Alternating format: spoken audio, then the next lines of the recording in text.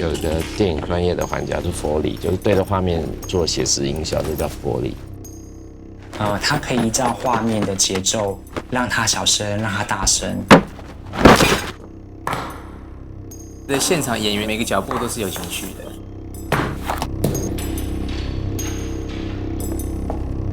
在里面待了40年了，每天就想一些声音该怎么去创作。这种都不适合，这一块他都已经把它压缩了。老板，这铁环怎么卖？师傅他就是这样不断的试，然后直到试出来为止。做一个拉门的声音，每一个东西都做出来声音都会不一样。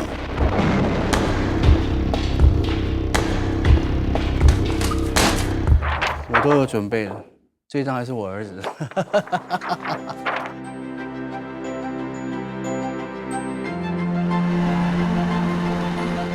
胡师傅在好莱坞也是1:1的 Foley artist。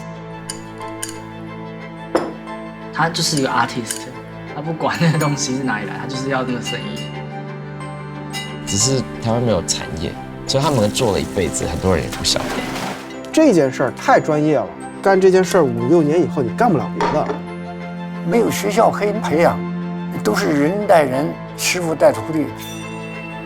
一个世代的转变就这样过了。